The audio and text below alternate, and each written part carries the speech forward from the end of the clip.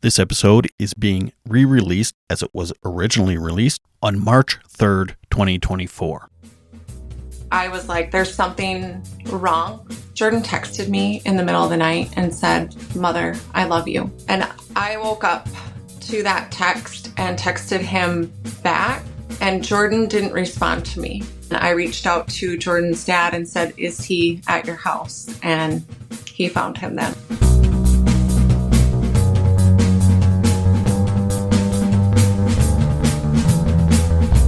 Hello, welcome to another episode of Bunny Hugs and Mental Health, free safe space for people to share and learn from others' experiences with mental health and addictions. I'm Todd Redebaum, suicide attempt survivor and a recovering substance abuser. I've got another incredible guest this week who has something very powerful to talk about. This week it's with Jennifer Buta. She lives in Michigan, and a couple years ago she lost her 17-year-old son to suicide, and he was provoked and he was egged on to do it by someone online. He was a victim of sextortion. It's when people have nude photographs and people use those photos to manipulate and blackmail, and that's what happened to her son Jordan. Before we get into that, I just want to say thank you so much again for Cornwall Alternative School for having me come out this Wednesday and just hang out with the students and be a kind of a mentor, I guess. It's a beautiful, beautiful group of people. If you're a charitable person and you're always looking for kind of a new charity or something new to maybe donate or support, I'd highly suggest Cornwall Alternative School. It covers everything from mental health to addictions to education to young people.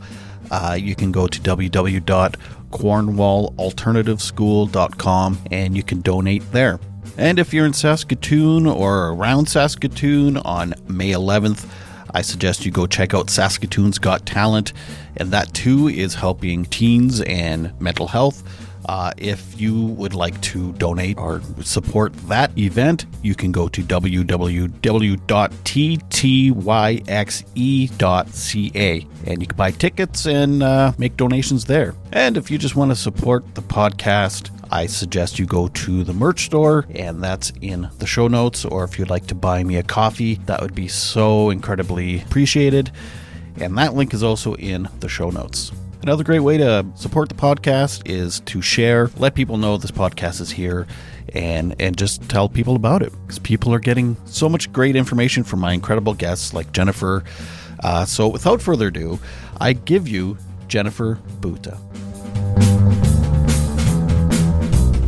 So my son Jordan was 17 years old. He was a victim of financial sextortion. It happened over a period of less than 6 hours in one evening to early morning. They wanted him to send images. Images were exchanged. They asked for money. Money was sent. When it wasn't enough, they encouraged him to take his own life, and he did. I didn't realize that they encouraged him to do that. Yeah, they certainly did. The fuckers. There were a couple of things, I haven't been privy to the entire conversation yet because this is an ongoing investigation. But there are two things that I remember being shared from the documents. One was Jordan, my son, said, "I'm going to take my own life." And they said, "We're going to watch you die a miserable death." How long ago was this? This happened March 25th of 2022. Okay. And it's still in the courts? It's still in the courts. But they did narrow it down to who, like they found out who was responsible? Yes. They were able to identify and arrest 3 individuals in Nigeria who were behind all of this, communicating the money and such. 2 of the individuals have been extradited here to the United States. The third one is still in custody in Nigeria, as far as I know. Well, I mean, I hate saying this kind of stuff because it sounds so trivial, but I mean, that part is good, I guess, at least because I know lots of people that, I mean, they're like a ghost in the wind. Like there's no one ever gets caught for the shit. Right. So yeah, hopefully your family can get justice that way at least. Yeah.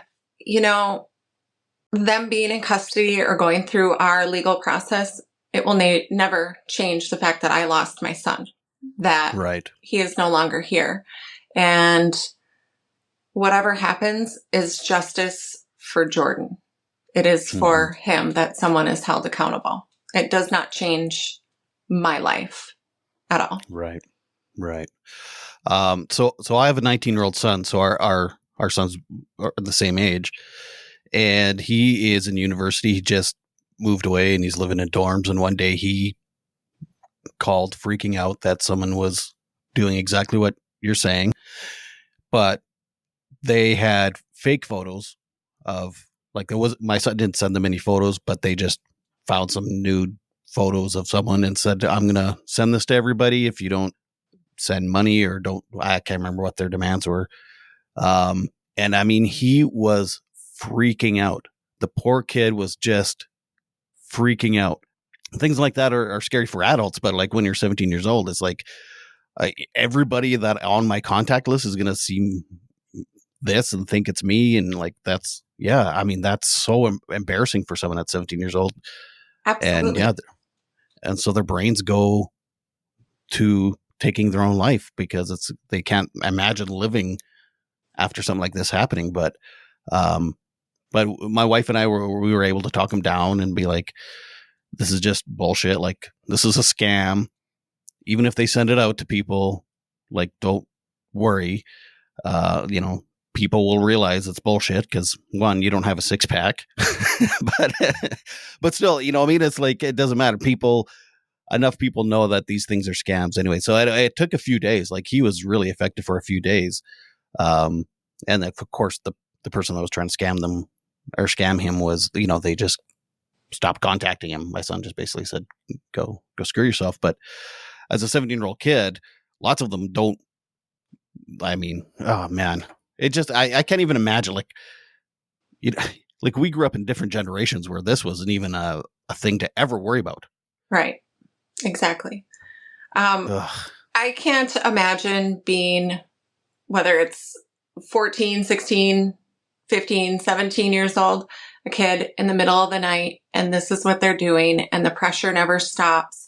And when the child is getting to that point where they don't know where to go, these people are saying, yes, you go ahead and take your life. And if you don't, we're going to make you do it because we're not going to let this pressure up on you. Right. And in Jordan's case, like, they were building screenshots. They were building collages of Jordan and saying, we sent this to, or we're going to send this to so-and-so. So he may or may not have believed at some point that those images did go out. It's so gross. Like, it's one thing, it's bad enough trying to extort money from someone or blackmailing someone for this. It's another thing to encourage them to take their life or make fun of it at least. And like, that is so, oh man, like, I just want to punch someone, and I'm not a violent person. I can't imagine how you feel as a parent, but otherwise, like, Jordan was a healthy kid. Like, he didn't have mental health issues or anything. Jordan did not. He was this happy-go-lucky, had a future in front of himself, getting ready to go off to college. He played sports. He loved his job. He was doing well in school, getting ready to graduate. He had his whole future sitting in front of him. What was his job? I'm just curious. He worked at McDonald's and he loved it. I would love that too. I spent years trying to convince him to work at McDonald's, and he didn't. And finally one day he said, I'm going to go work at McDonald's. And I was like, all right. He loved it. Damn. There's a reason why, but the camera is like my neck down. It's because if you saw the rest of it, you'd realize I probably like McDonald's because I have a bit of a belly. But so as a family, how did you, like, did you know, like, obviously you didn't know right away why this happened, or and then even then, I'm sorry. I'm kind of all over the place because I'm like, my empathy and my I'm just putting myself in that situation, and when I get like that, I find it hard to ask questions. How do you make sense of what happened once someone who found Jordan first? Jordan's dad found him. Okay. Jordan was at his dad's house after I had contacted his dad because I was like, there's something wrong. Jordan texted me in the middle of the night and said, "Mother, I love you." Oh. And I woke up to that text and texted him back, and Jordan didn't respond to me, which Jordan always responded to me, always. And when he didn't respond, I sent another text knowing that he would be up for school. He would be heading out the door. He would text me back, no doubt about it, but he didn't. And then that's when that feeling came over me. And after talking to Jordan's girlfriend and asking if he was at school, she told me no. And I reached out to Jordan's dad and said, "Is he at your house?" And he found him then. And so that first initial knowing that he was gone and that he was like, I'm assuming you guys realized it was self-inflicted right away. It wasn't like a mystery or anything. Okay. Yeah. So then how did you make sense of that right away at the first initially? I didn't. I spent a good 24 hours saying what happened to my child. I had seen him the day before. I had spoken to him that evening. We had even FaceTimed from the grocery store. What happened from the time I last spoke to him until whenever this event took place? And I didn't have any answers for about 24, maybe 72 hours as to what had actually occurred that night. And I'm assuming police or somebody started investigating and they started finding the messages? No? Actually, they just ruled it a suicide. What happened is one of the people behind the Instagram account reached out to Jordan's girlfriend, and she contacted me to let me know that happened, and I turned that over to law enforcement, and law enforcement then said, "Hey, the FBI just put out, a press release or a notification the day before about sextortion. We think that this is what it is, but there's nothing on your son's phone. We have to get this conversation from Instagram."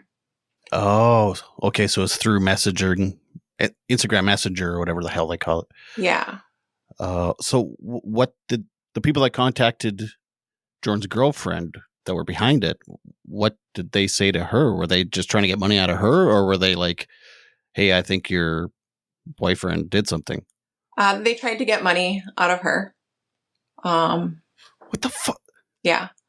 They, oh my fucking God. I think they were like, "You guys want to cooperate with us," or something like that. Do this our way. And, she didn't. Oh my God. Oh my God. Okay. I'm trying to, it is so, it just drives me crazy. Holy shit. Like I try not to believe in good and evil, but that's pretty fucking evil. I'm sorry I'm swearing too. I don't normally swear this much too. No, you're good. But if they had not contacted Jordan's girlfriend, I might still be sitting here today asking what happened. Right. They kind of shot themselves in the foot in a way. Yeah. So I'm grateful that they chose to do that because it gave us an answer as to, what happened to Jordan. God. So what were they saying and what were they doing?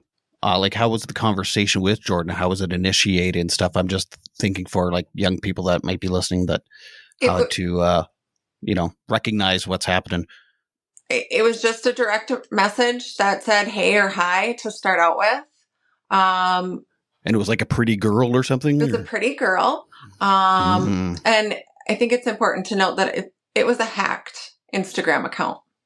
Oh, okay. It was actually a hacked and purchased Instagram account. So these people purchased this account and used that. It looks like a girl to be about the same age as Jordan was. And they just, hey, what do you like to do? Where do you live? Maybe we even have some of the same friends. And that went on until they asked for an image. And the moment that an image was sent, that was it. That was it. The extortion started and the pressure just kept going.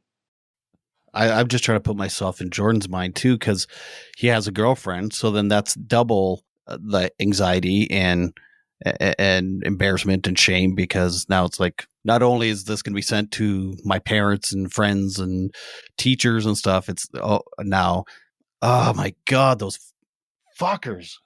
Oh, fuck. And it drives me crazy because you were not the only, it's not like this is a rare occurrence. A case happened in Canada like this years ago. It's just still happening. It's just. It is. It's still happening. I get messages all the time from people. And I got one last week that this happened to another child in the United States. And they took their lives too? And they took their lives. And in this situation, the parents didn't know for a month what had happened. Oh, I see. They knew their child passed away, but they didn't know the circumstances. Correct. And now they're trying to navigate that process of what do we do next to try and find the people behind messaging their child. So I do another episode a week. It's called Mental Health Headline Hot Takes. This is kind of how I found you. Actually, I was looking different articles and stuff. And Mark Zuckerberg was just recently in front of the whatever the hell it is, the Senate, or I don't know. Yes. And he was saying how social media is not bad for youth's mental health. Were you part of that? Were you there? I was not able to be there, but I was watching and listening to parts of it that day. Yes, Okay. I heard. So I know some parents were there and they were like, "Hey, pal, this is what happened to my kids," and he did apologize, but it's very contradictory that, He did apologize. He also said that with proper parenting, children don't need restrictions on his applications. Oh my God, this fucking guy. And those are the words from his mouth. I wrote it down. I had someone else send it to me. I mean, I'm not a perfect parent, but I did okay raising my son, and what happened to him had nothing to do with my parenting skills.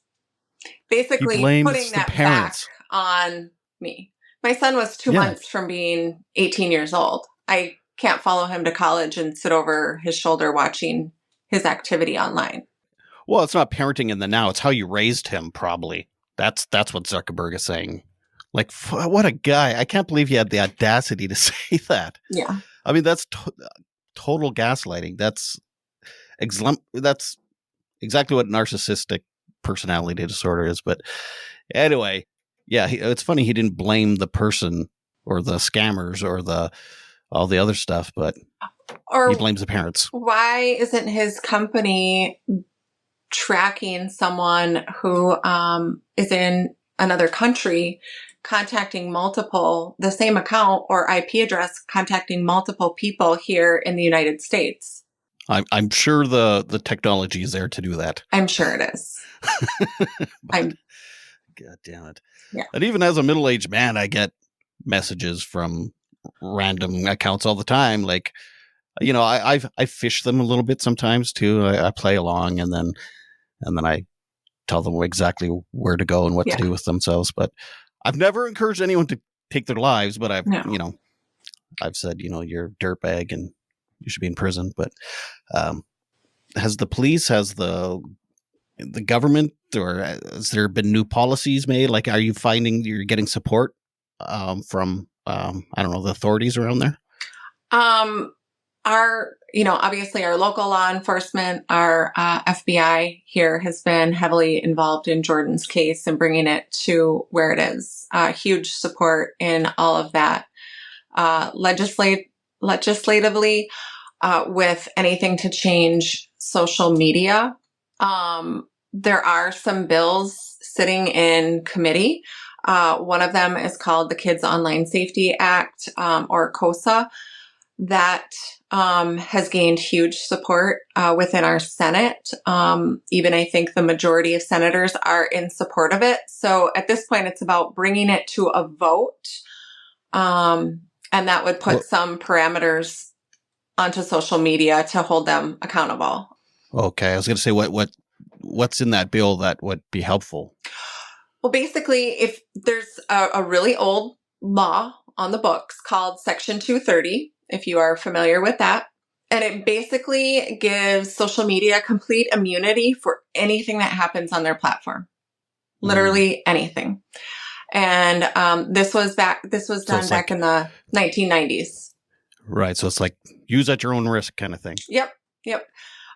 So these bills are putting some of this responsibility back onto social media to provide safety features, notifications, also to provide reports to the Commerce Committee about the people using their platforms, the safety of it, how many times people are being reported for such things like this. It gives them some accountability. It's a start. Because I guess that's tough when it's a private company and they say, here, you can use this for free, use at your own risk. We're not responsible for what people say or do on here, but that's also just very irresponsible. I mean, it's like, here, I'm a private company. I have loaded guns lying around my yard. It's like, exactly. Use at your own risk. Right. That's like saying, hey, do you want to come to my house and you can commit whatever crime you want in my house? You don't have to pay for it. And you know what? You're not going to get in trouble as long as you do it in my house. Or at least I'm not going to get in trouble. I'm not going to get in trouble. Well, yeah, exactly. I'm not going to get in trouble, but you can come here and use this. That's basically what it is.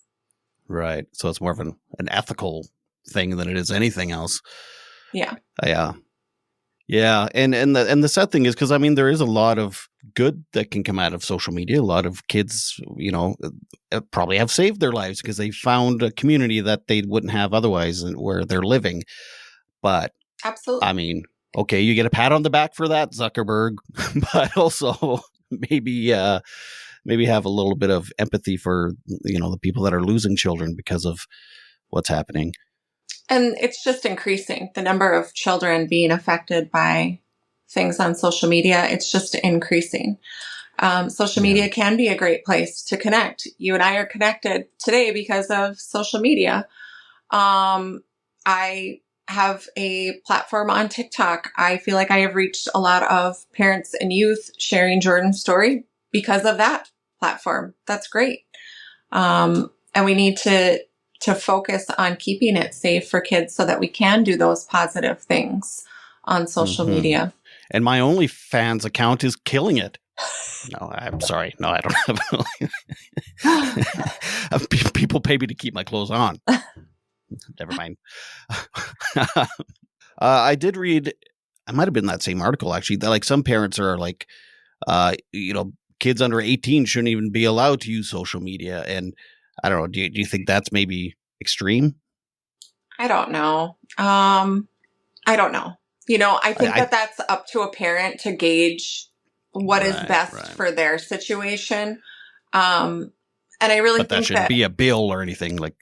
Yeah. Having open conversations about things on social media and who you're talking to, and just like, what you shared about your child, just block them. And even if your child does engage in interacting with them or there's a photo, it's not the end of the world. Life will go on. Nobody will even remember that happened.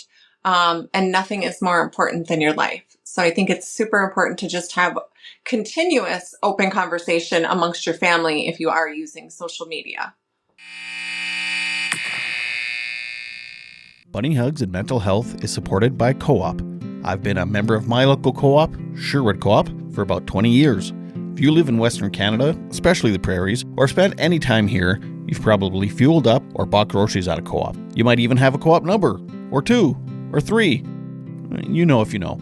But co-op is not just a gas bar or a grocery store. Although co-op is those things too, it's a different kind of business. Co-op members are owners and success is shared with everyone. Your co-op doesn't benefit one person or one corporation. Your co-op was built for everyone. Your co-op was built for your community. Learn more about co-op and find a location near you at co-op.crs.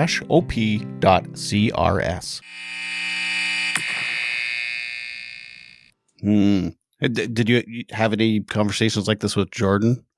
I mean, of course.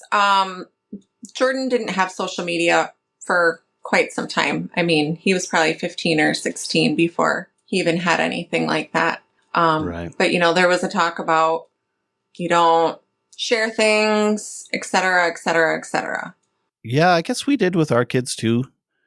But it was years ago, right? It was like when they first were going on. It was like, there's creeps out there, be careful kind of thing. But, yeah. And then, I think my son learned a bit of a lesson here recently, but yeah. So I like what you said that you have to continue having these conversations with your kids. Especially, I can't, because it's so true. Kids are so spontaneous, like with decisions and emotions flare up so quickly and things are so devastating so instantly that they take these dramatic actions without, any kind of forethought or anything. And especially, I can only imagine in the middle of the night too. So you're probably a little sleep deprived and yeah. And then to know that there's people like preying on people like that for money. Yeah. So he did send them some money? Yeah. Initially, they wanted $1,000 from him, but he didn't have $1,000. He had $300, and he sent that to them, but it wasn't. Oh my God. It wasn't enough, so they kept going.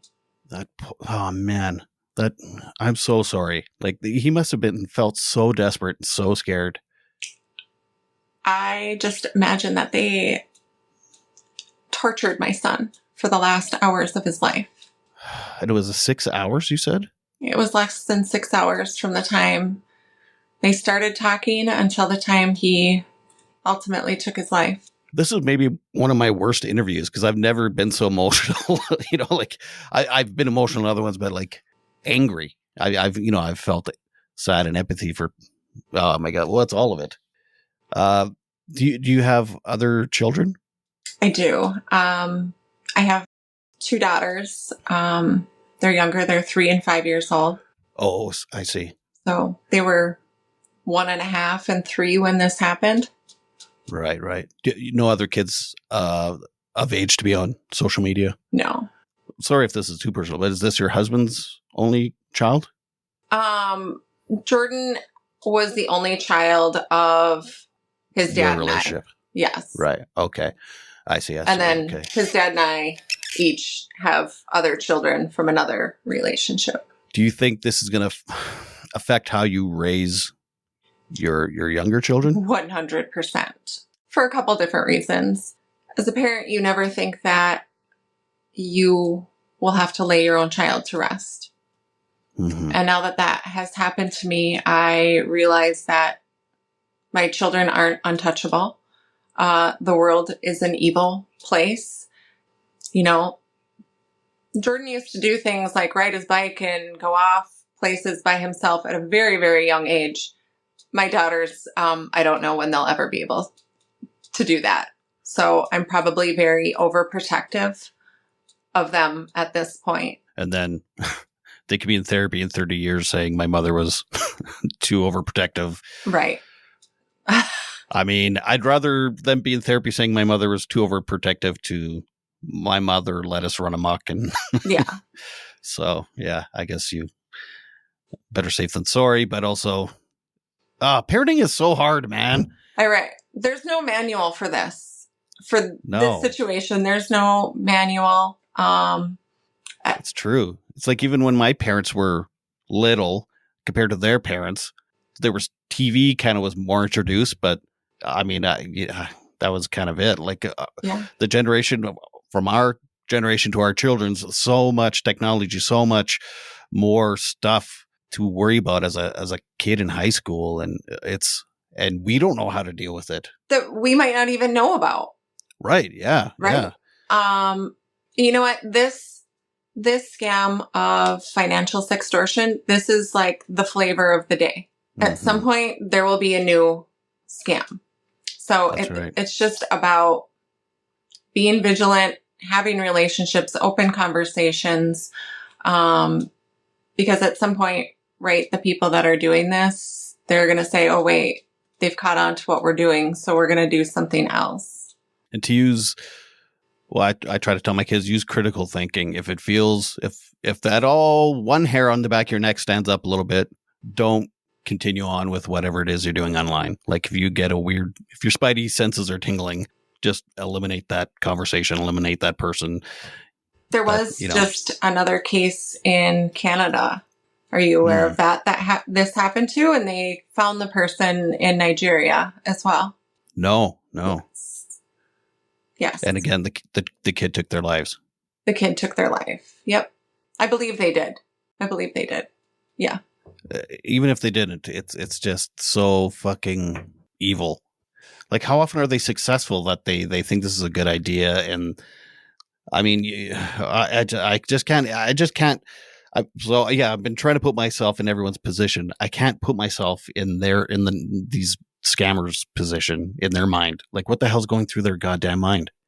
Well, nobody has ever been caught, right? When no one. These things have happened, I mean, it's just financial. They're in another country. No matter where it is, we can't do anything about it. So it's really a faceless, or it's been a faceless crime. Now, in Jordan's case, this is the first time that someone has ever been arrested and extradited here to the United States for this crime. So this is new territory for everybody. Yes. Okay. I hope that sends a message to the people who are engaging in this activity, that you're not just someone on the other side of the computer. You can be found and held accountable for the things that you're doing to kids. Yeah. I mean, okay, I get scamming people for money. I get that part of it, but it's do you not realize that these young people are taking their lives because they are so distraught over it? I mean, it's one thing taking $200 from somebody because you sold them a vacuum that never shows up or something, you know what I mean? But to purposely find young people to prey on and know that how vulnerable and they are.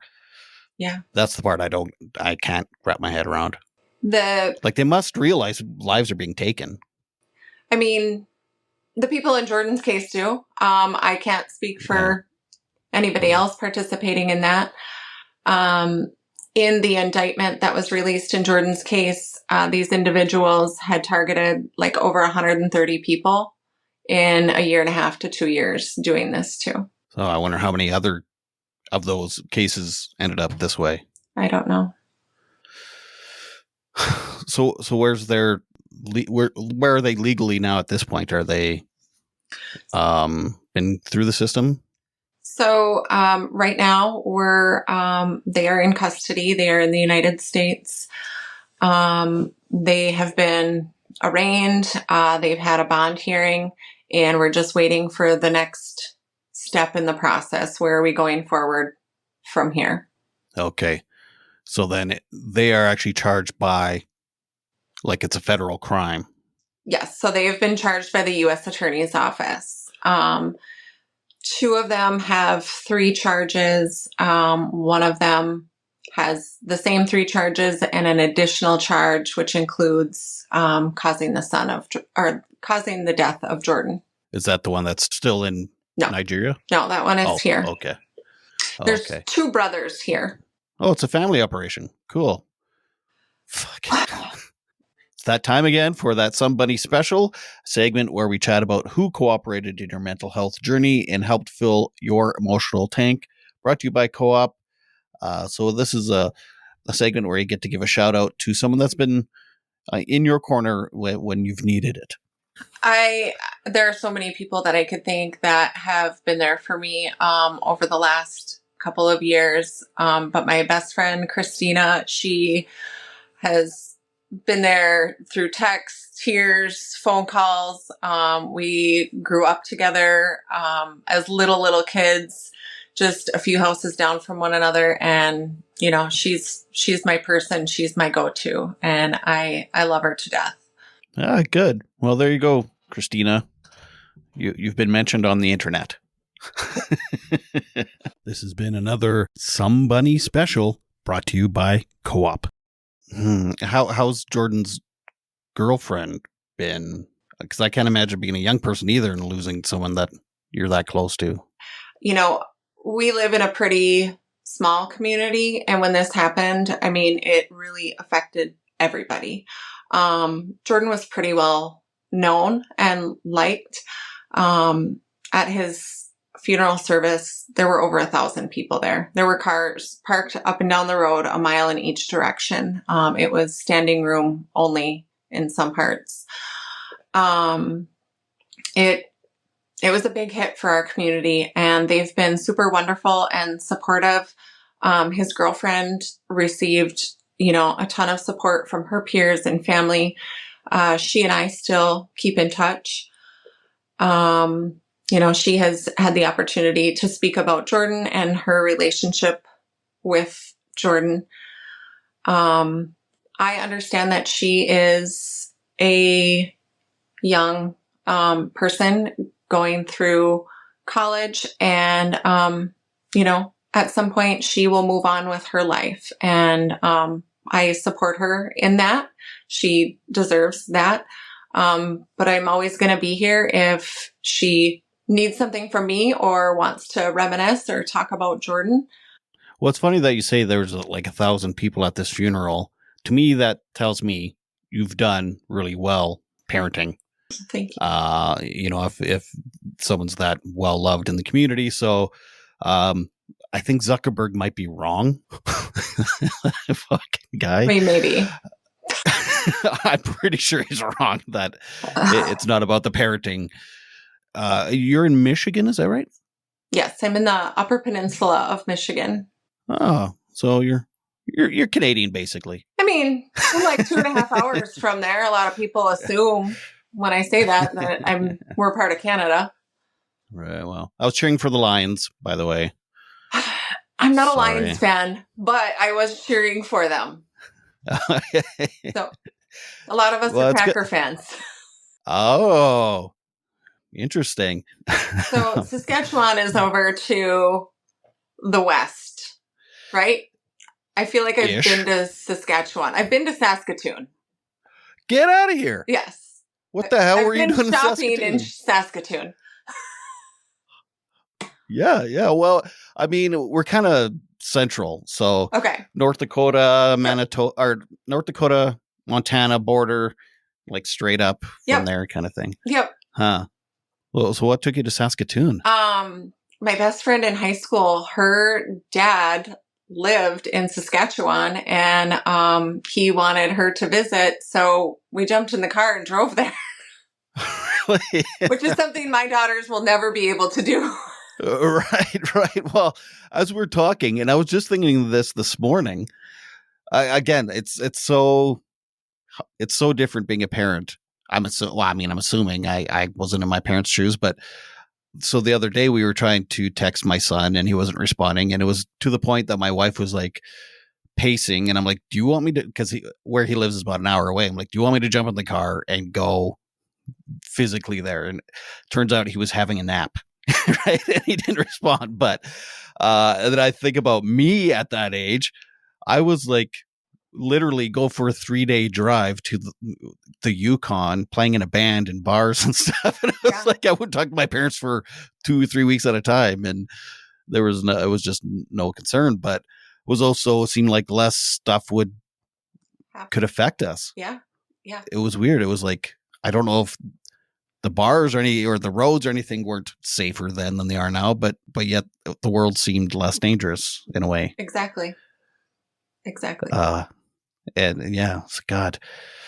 Do you think so? You hear that like things like suicide is on the rise.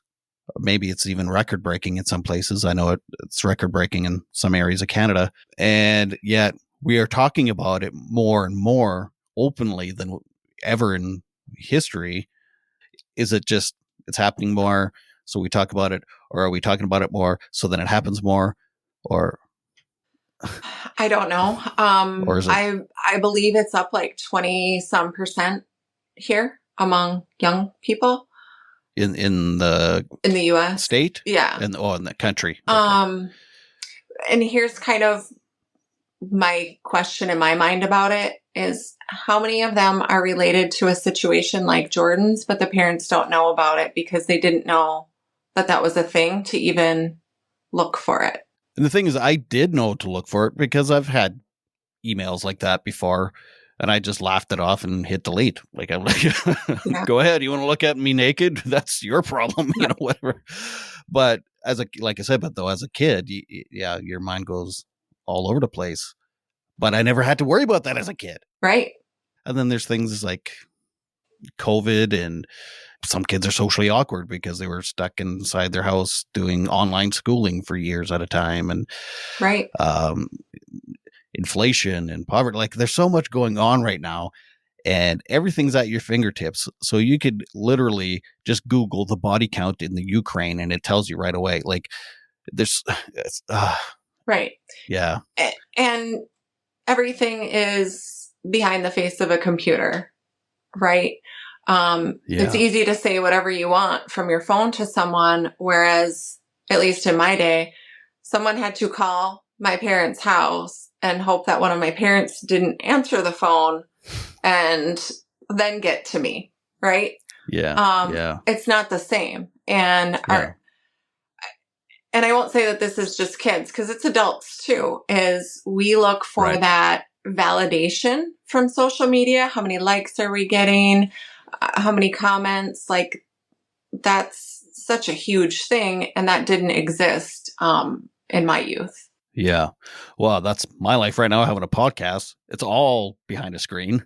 I have nothing. I can't hold what I'm making.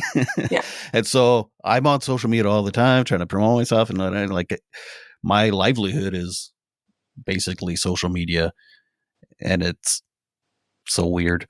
But yeah. And like you said, people hide behind screens. You can be as mean as you want to someone, thinking it's just funny or you're trolling them.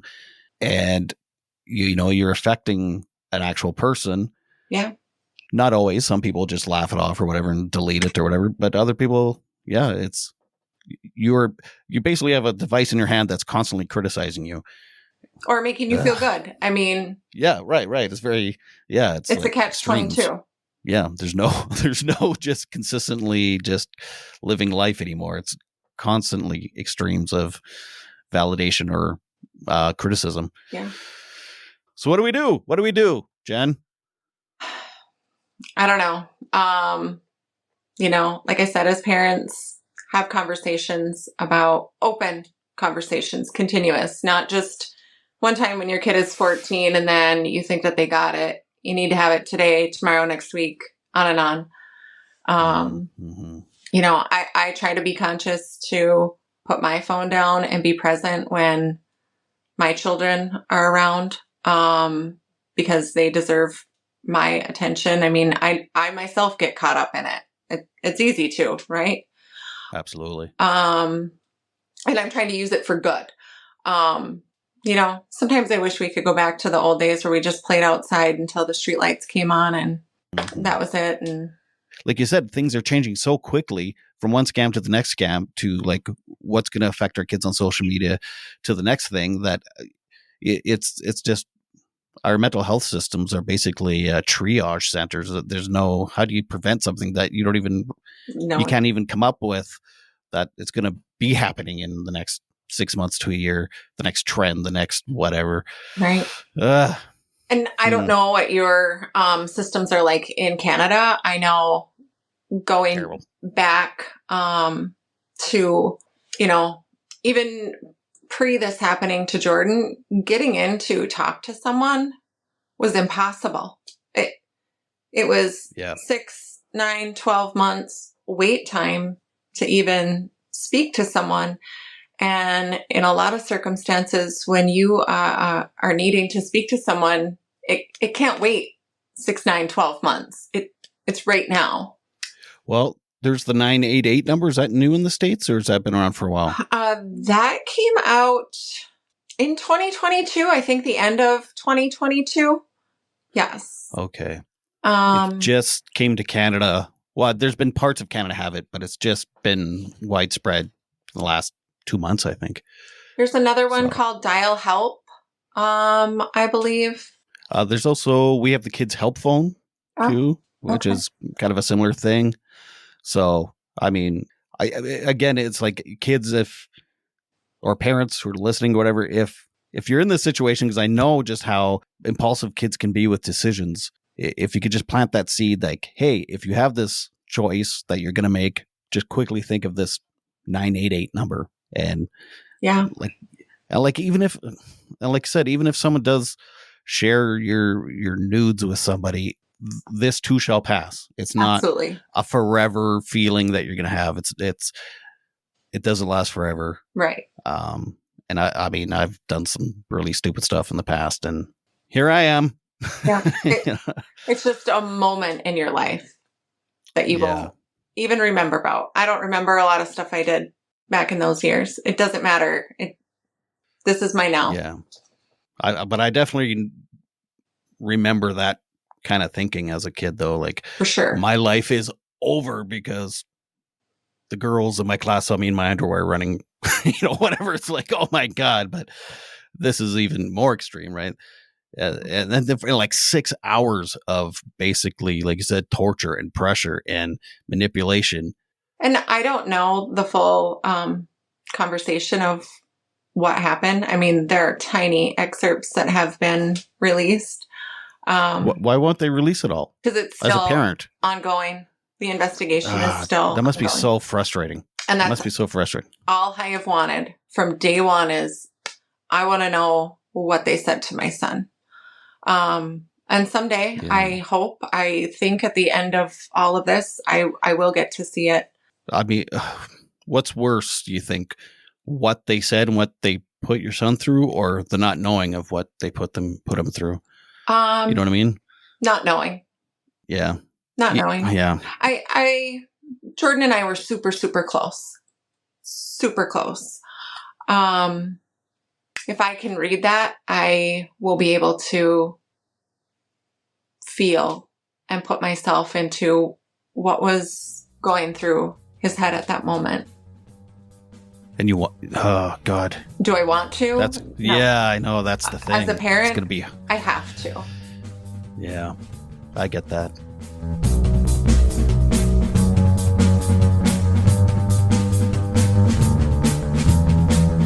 Thank you so much, Jennifer. I appreciate it so much. And thank you for advocating for something that, like we talked about, something that I never would have imagined in my youth that this is something we even have to deal with in the future. So it's very much appreciated for someone that has kids like myself. So please keep up the good work. Also, thank you to Sticks and Doodles. They are an amazing company out of Regina. And, I'm always looking for sponsors for the podcast. And one of the owners, Kyle, he's a kind of a buddy of mine from way back. We haven't seen each other in a long time, but he actually got my foot in the door with mental health advocating. So it's so extremely appreciated. But they make like signs, like 3D signs and cool stuff. And they made a really cool 3D sign for the podcast, and it hangs behind me here. If you go on YouTube and watch the videos, it's starting this video, it'll be behind me. So thank you so much, Sticks and Doodles. You can check them out on Instagram. They make all types of cool 3D carved art stuff, and just go check it out. Also, if you're ever looking for a guest speaker for your school, an event, your corporation, your Christmas party. I don't know. I'm always looking to do stuff like that. I love doing it. You can reach out to me at bunnyhugspodcast@gmail.com. Thank you so much for the other people that I've been doing that. I've been talking to all types of people from all over the place, which is amazing. I got a couple events coming up, some virtual, some in person, so that's exciting. So yeah, just drop me an email if you're interested at all. And please stay tuned for all the episodes next week. 2 Thursdays and Saturdays. But until then, please remember to make your beds and take your meds. Bye.